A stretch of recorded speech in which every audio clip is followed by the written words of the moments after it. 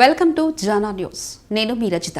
Congress party 140వ ఆవిర్భావ దినోత్సవం సందర్భంగా ఆర్కేపురం డివిజన్ అధ్యక్షులు పున్నా గణేష్ నేత ఆధ్వర్యంలో టెలిఫోన్ కాలనీలో ఏర్పాటు చేసిన ఆవిర్భావ వేడుకల్లో మాజీ MLA Maheshwaram, Congress party incharge Kichanna గారి, లక్ష్మారెడ్డి, టీపీసీసీ సభ్యులు దీపా భాస్కర్ రెడ్డి, రాష్ట్ర యువజన కాంగ్రెస్ నాయకులు చిలుక ఉపేందర్ రెడ్డి ముఖ్య అతిథులుగా పాల్గొని కాంగ్రెస్ పార్టీ మువ్వన్నెల జెండాను ఆవిష్కరించారు. ఈ సందర్భంగా వారు మాట్లాడుతూ దేశానికి స్వాతంత్రం తీసుకురావడంతో పాటు దేశ సమగ్రతను, ప్రజాస్వామ్యాన్ని కాపాడటంలో కాంగ్రెస్ పార్టీ కీలక పాత్ర పోషించిందని అన్నారు. 140 ఏళ్ల ఘన చరిత్ర కలిగిన ఏకైక పార్టీ కాంగ్రెస్ పార్టీ అని మల్లికార్జున ఖర్గే, సోనియా గాంధీ, రాహుల్ గాంధీ నాయకత్వంలో పేద ప్రజల సంక్షేమమే ధ్యేయంగా పార్టీ ముందుకు సాగుతుందని అన్నారు. దేశ అభివృద్ధిలో, ప్రజా సంక్షేమంలో కాంగ్రెస్ పార్టీ ఎప్పుడూ ముందుంటుందని, అదే స్ఫూర్తితో మహేశ్వరం నియోజకవర్గంలో పార్టీ బలోపేతానికి కార్యకర్తలందరం కలిసికట్టుగా పనిచేస్తామని అన్నారు.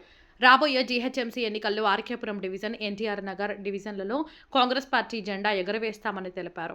కార్యక్రమంలో గడ్డి అన్నారం మార్కెట్ కమిటీ డైరెక్టర్ బండి మధుసూదన్ రావు, ప్రసన్నాంజనేయ స్వామి దేవాలయం చైర్మన్ రమేష్ నేత తదితరులు పాల్గొన్నారు. స్వాతంత్రం కాంగ్రెసే తెచ్చిందని, అదేవిధంగా మహాత్ముడు గాంధీ గారి ఆలోచనతోనే అహింసా పద్ధతిలో స్వాతంత్రం వచ్చిందని కానీ మర్చిపోతా ఉన్నారు. మీకందరికీ మనం మళ్ళీ నెమరేసుకోవాల్సిన అవసరం ఉంది. బ్రిటిష్ రూల్ ఉంటే, రాజుల పాలన నడుస్తూ ఉంటే, భారతదేశాన్ని దోసుకొని లండన్ డబ్బులన్నీ ఎత్తుకపోతుంటే, మన భారతీయులకు ఎక్కడ కూడా పాత్ర రాజ్యాంగంలో కానీ తర్వాత ప్రజాస్వామ్యయుక్తంగా కానీ ఎక్కడ కూడా మన ప్రజలకి, మన భారత ప్రజలకు స్థానం కల్పించలే. అప్పుడు ఆ బ్రిటిష్కు చెందిన ఆఫీసరే ఈ భారతదేశానికి అన్యాయం జరుగుతుందని కాంగ్రెస్ పార్టీని 1885లో ప్రారంభించడం జరిగింది. అప్పుడు ప్రధానంగా మనం ఏదో కొంతన్నా గౌరవం అడుగుదాం, మన భారతీయులకు అన్నిట్లలో కొంతనన్న స్థానం కల్పిద్దాం, దానికి మనం రిక్వెస్ట్ చేద్దాం అని మొదలుపెట్టడం జరిగింది. ఆ మాట వినలే బ్రిటిష్ వాళ్ళు.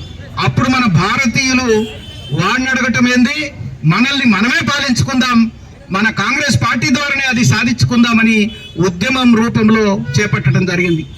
అప్పుడు ప్రపంచం అంతా ఒక 2 విధాలుగా విభజన జరుగుతూ ఉంది.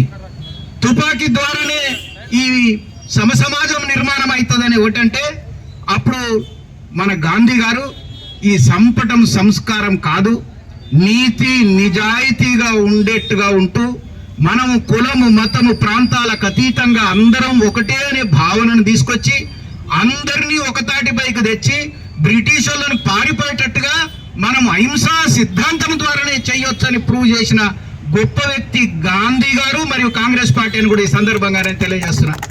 ఆ తర్వాత కూడా అట్టడుగు వర్గాల వాళ్ళు రిజర్వేషన్లు ఇస్తేనే ఎస్సీలకు, ఎస్టీలకు వాళ్ళు అభివృద్ధి చెందుతారు అని, చదువు సంస్కారము అందరికీ అట్టడుగు వర్గాల వాళ్ళకి చెందాలని, ఇల్లు ప్రతి ఒక్కరికి భారతదేశంలో ఇల్లు ఉండాలని, ఈ బీదోళ్ళకి అందరికీ హక్కు కల్పించాలి, పని హక్కు కూడా కల్పించాలి అని అన్ని రకాల హక్కులు కల్పించింది కూడా కాంగ్రెస్ పార్టీ అని కూడా ఈ సందర్భంగా నేను తెలియజేస్తున్నాను.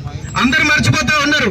ఆ మహాత్ముడు అన్నదల్లా ఈ రోజు కొత్త గవర్నమెంట్, సెంట్రల్ గవర్నమెంట్ ఎన్ఆర్ఈజీఎస్ అంటే ప్రతి వ్యక్తికి పని కల్పించాల్సిందే, పని అనేది వాళ్ళ హక్కు అని చట్టం తెస్తే ఆ మహాత్మా గాంధీ గారి పేరు మార్చేసి ఇప్పుడు రామ్జీ ఇంకేమో జీ అని పెట్టడానికి ప్రయత్నం చేస్తా ఉన్నారు. అయితే రాముడి పేరుతో ఇంకేదైనా పథకాలు పెట్టొచ్చు, కానీ ఒక మహాత్ముడి పేరు తీసేయటం సరి అయింది కాదని ఆ ఎన్ఆర్ఈజీఎస్ ను మళ్ళీ యాజ్ ఇట్ ఈస్ గా రిస్టోర్ చేయాలని మనం ఉద్యమం చేపడుతున్నామని కూడా ఈ సందర్భంగా నేను తెలియజేస్తున్నా.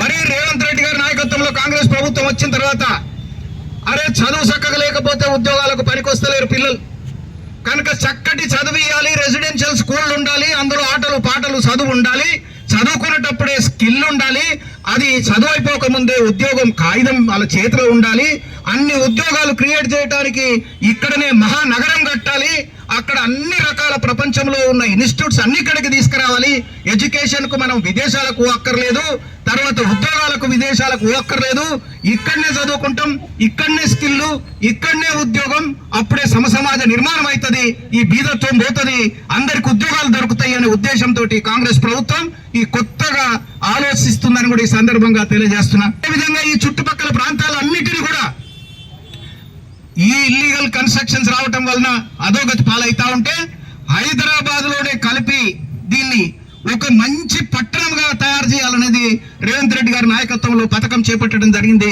మీకు అందరికీ ఇక్కడ సమస్యలు లేని కాలనీలుగా మార్చే బాధ్యత కాంగ్రెస్ పార్టీ తీసుకుంటుందని ఇప్పుడు రాబోయే ఎలక్షన్లలో మరి ఈడ ఎన్టీఆర్ నగర్ మరియు ఆర్కేపురం రెండు ఉన్నాయి కనుక మా వాళ్ళు చాలా మంది కోరుకుంటున్నారు నిలబడుతున్నారని.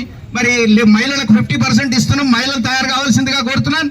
అదే విధంగా ఓసీ అయినా, బీసీ అయినా, ఎస్సీ అయినా, ఎస్టీ అయినా మీరు కాంగ్రెస్ పార్టీకి సపోర్ట్ చేస్తే కాంగ్రెస్ ప్రభుత్వం ఉంది, ఇంకో 3 సంవత్సరాలు మేము ఉంటాం, తర్వాత కూడా మేమే ఉంటామని కూడా ఇప్పుడు మాటిస్తున్నాం. అవి అన్ని సమస్యలు లేని ఈ ప్రాంతాలుగా మార్చే మాటిస్తున్నాం. మా క్యాండిడేట్లను ఎవరు నిలబెట్టినా గెలిపేయవలసిందిగా ప్రార్థిస్తూ మరి ఒకసారి కాంగ్రెస్ పార్టీ జన్మదిన శుభాకాంక్షలు మీ అందరికీ నేను తెలియజేస్తూ ముగిస్తున్నాను. మన పార్టీ కాంగ్రెస్ పార్టీ ఆవిర్భావం నుంచి దాదాపుగా 141 సంవత్సరాలు అవుతున్నది. మరి 100 సంవత్సరాల నుంచి ఆనాడు కానీ ఈనాడు కానీ దేశం కోసం కానీ రాష్ట్రం కోసం కానీ పోరాడిన వ్యక్తి ఏదైనా పార్టీ ఉందంటే అది కాంగ్రెస్ పార్టీ అని తెలుసు, మీ అందరికీ తెలుసు. మరి స్వతంత్రం తీసుకొచ్చింది కూడా కాంగ్రెస్ పార్టీ, ఈ రోజు ప్రాజెక్టులు తీసుకొచ్చింది కూడా కాంగ్రెస్ పార్టీ, ఈనాడు పరిశ్రమలు కూడా వచ్చినట్టు కాంగ్రెస్ పార్టీ. నిన్నగాక మొన్న రేవంత్ రెడ్డి గారి ప్రభుత్వంలో, కాంగ్రెస్ గారి ప్రభుత్వంలో మొన్న ఎన్నో పథకాలు కూడా ఈ రోజు ప్రజలకు తీసుకెళ్లాము. అదే ఎలక్ట్రిసిటీ కానీ, సిలిండర్ కానీ, రేషన్ కార్డులు కానీ, సన్న బియ్యం కానీ, ఇలాంటి దాదాపు ఎన్నో కార్యక్రమాలు ప్రజల్లోకి తీసుకెళ్లిన ఘనత అది కాంగ్రెస్ పార్టీ. కాంగ్రెస్ పార్టీలో ఉన్నది ఒక గొప్ప విశేషం ఏంటంటే కులాలకు, మతాలకు, అన్ని పార్టీలకు, అన్ని కులాలకు, మతాలకు అన్ని ఒకటే అని చెప్పేది కాంగ్రెస్ పార్టీ ఒక్కటే అని చెప్పేసి ఈ సందర్భంగా నేను తెలియజేసుకుంటూ రాబోయే రోజుల్లో కాంగ్రెస్ పార్టీ రామకృష్ణాపురం డివిజన్ కానీ, ఎన్టీఆర్ నగర్ డివిజన్ కాంగ్రెస్ పార్టీ జెండా ఎగిరేస్తామని చెప్పేసి ఒకసారి సందర్భంగా తెలియజేసుకుంటూ సెలవు తీసుకుంటాను.